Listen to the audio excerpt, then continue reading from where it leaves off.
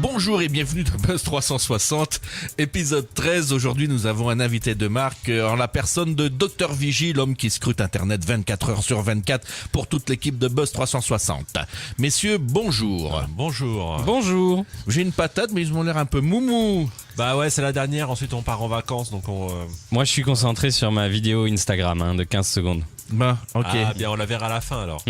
C'est clair, n'oubliez roule. pas de parler bien dans le micro. Oui, on va parler comme ça. Mais t'as une drôle de manière de mettre ton micro, toi. Oui, il est bien redressé. Ok, d'accord. Bon, alors, Marc, puisqu'on parle d'Alta, peux-tu nous parler de Vista ? Yahoo vient d'annoncer la fermeture de plusieurs de ses services. L'un d'eux a marqué l'histoire du web dans les années 90. Alta Vista. Alta Vista, littéralement vue d'en haut en espagnol, est un moteur de recherche mis en ligne en décembre 1995. C'est pas si loin que ça finalement, ça fait qu'une vingtaine d'années, et développé par des chercheurs de Digital Equipment Corporation. Il fut le plus important moteur de recherche textuel utilisé avant l'arrivée de Google. Bien qu'il y ait une polémique concernant l'auteur de l'idée originale, on s'accorde à dire que les deux principaux contributeurs ont été Louis Monnier, qui a écrit le robot, et Michael Burrows, qui a écrit l'indexeur. Alta Vista a été le premier moteur de recherche capable d'indexer rapidement une bonne partie des pages web existantes et devint immédiatement très populaire. Il fut également le premier moteur de recherche multilingue, la version française fut ouverte le 15 février 2000, le premier à lancer la recherche d'images, les fichiers audio et les vidéos. Yahoo débranchera Alta Vista le 8 juillet prochain. Il parle un peu du dé, non? Tu crois que j'ai parlé du nez ? Moi, je serais malheureux quand il n'y a plus Alta Vista. Bref, Manu, Apple, un data center entièrement alimenté par des panneaux solaires. Exactement. La firme à la pomme annonce la construction d'une ferme de panneaux solaires de plus de 67 hectares qui doit permettre d'alimenter son data center situé dans la ville de Reno, aux États-Unis. Alors vous savez, un data center, c'est une sorte de bunker bourré de milliers d'ordinateurs qui tournent 24 heures sur 24 et qu'il faut climatiser pour ne pas qu'ils surchauffent. Donc ça consomme énormément d'énergie. Alors est-ce qu'Apple se lance dans cet éco-data center pour se racheter une conscience écologique ou pour réaliser de vraies économies d'énergie? Sans doute un peu des deux. Eric, Skype passe les 100 millions de téléchargements sur Android. Effectivement, Android écrase tout et Skype en profite. L'application a été téléchargée et installée plus de 100 millions de fois. Afin de fêter cette étape symbolique, Microsoft déploie la version 4.0 de l'application. Celle-ci ressemble étrangement à celle du Windows Phone, on s'en douterait.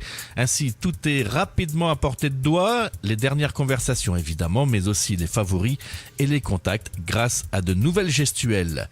Street View permet désormais de viser... Je passe du coq à l'âne, mais assez rapidement. Marc, Street View permet désormais de visiter l'île d'Ashima. Dans le dernier James Bond, Skyfall, l'espion de Sa Majesté se trouve en bien mauvaise posture sur l'île d'Ashima, une île abandonnée au large de Nagasaki. Vous vous souvenez, c'est cette île où il y a des grands immeubles tout en ruine. Oui. Ancienne mine de charbon, les habitants sont tous partis en 1974. Immeubles et rues en ruine composent ce paysage très cinématographique de ce petit bout de terre délaissé. Google Japon a obtenu des autorités nippones l'autorisation pour ses équipes de numériser les lieux afin de permettre la visite virtuelle de cette île. Dans une note, Google Japon précise qu'elle s'est attachée à proposer des images à l'extérieur mais également à l'intérieur des bâtiments où il n'y a pas grand chose si ce n'est des amoncellements de gravats. Tous les liens sont sur net.pf, y compris la vidéo du tournage. Manu, une fois qu'il aura fini de jouer avec son petit chouchou, il pourra peut-être nous parler de l'e-book contre le livre papier. Oui, un combat perdu d'avance. L'émission Tech24 nous indique que les ventes de livres traditionnels chutent, tandis que les ventes d'e-books, les livres électroniques s'accélèrent. D'après les prévisions de PricewaterhouseCoopers, dans 4 ans, les ventes d'e-books dépasseront celles de livres papier aux États-Unis. Et la tendance est identique en France, même si elle est un peu plus lente. La bascule devrait se faire autour de 2026, sauf que d'ici là, le mouvement pourrait bien s'accélérer. Eric, Social TV, plus moi. de 75% des jeunes commentent les programmes en ligne. En effet, d'après une enquête de l'Observatoire Orange sur les perceptions de la Social TV, plus d'un tiers des Français commentent les programmes en live sur Internet. On y apprend tout d'abord que les internautes aiment vraiment parler de la télévision. Ils sont plus de 80% à échanger sur ce sujet dans la vraie vie. Il y a également un terrain de prédilection sur Internet des conversations télé. C'est Facebook pour 52% et un petit peu moins pour les forums et les blogs. Commenter les émissions en ligne, c'est aussi une pratique de plus en plus courante, en particulier chez les jeunes de 15 à 17 ans, qui sont plus de 75% à s'exprimer sur le web à propos des programmes. Enfin, cette enquête met en évidence l'avènement d'une nouvelle relation entre les internautes et la télévision. Sur Internet, les téléspectateurs se sentent personnellement investis dans les programmes et la télévision fait office de nouveau lien social numérique. Mais la toile est surtout considérée comme un lieu défouloir, offrant l'opportunité de critiquer les programmes et de se lâcher. Enfin, on y va de bon cœur en général. On reprend sa respiration. Je vois le docteur Vigie qui a l'air un petit peu tendu. Il serait peut-être tombé sur quelque chose. Non, rien ne lui est tombé dessus. Donc... Il ne veut pas nous montrer en tout cas. Oui, il a l'air bien concentré. Je ne sais pas ce qu'il regarde. Enfin bref, c'est le focus de Manu. Alors, aujourd'hui, si tu dragues par webcam, attention, danger. Voilà mon dernier focus de la saison. Une chronique arnaque du net destinée essentiellement à nos ados. Ils sont la cible depuis peu d'une arnaque très dangereuse et qui est en train de se répandre vitesse grand V. C'est du chantage à la webcam. Oh, plus haut. Donc, comment ça se passe ? Je suis sur Facebook ou sur un autre site de chat et je drague, ce qui est assez logique à cet âge-là. Je croise le chemin d'une fille plutôt sexy, elle est sympa, entreprenante et au bout d'un certain temps, elle m'envoie des photos en petite tenue, etc. Donc l'ambiance chauffe. Du coup, on poursuit la conversation en webcam. Alors, pas forcément le jour même, hein, ça peut prendre quelques jours, mais voilà, ça avance. Et puis elle commence à me chauffer, me demander de me montrer un peu mes muscles, etc. Et puis on en vient évidemment à des jeux un peu érotiques.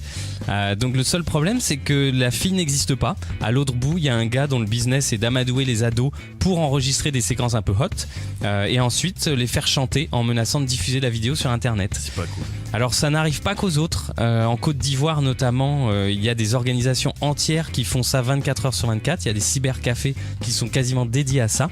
Ils ont le temps, ils savent faire illusion par petites touches, donc c'est pas grossier et on s'en rend pas forcément compte. Et malheureusement, il y a plusieurs ados qui se sont déjà fait avoir et il y a eu plusieurs cas de suicide récents depuis le début de l'année à cause de ça, ravagés à l'idée que leurs amis, leurs parents risquaient de découvrir les images. Donc voilà, c'est assez violent en fait. Et donc toi, si tu m'écoutes et que tu n'es pas ado, fais passer l'info, partage la chronique sur le mur des ados que tu connais. Ça peut au moins leur éviter d'énormes galères, voire leur sauver la vie.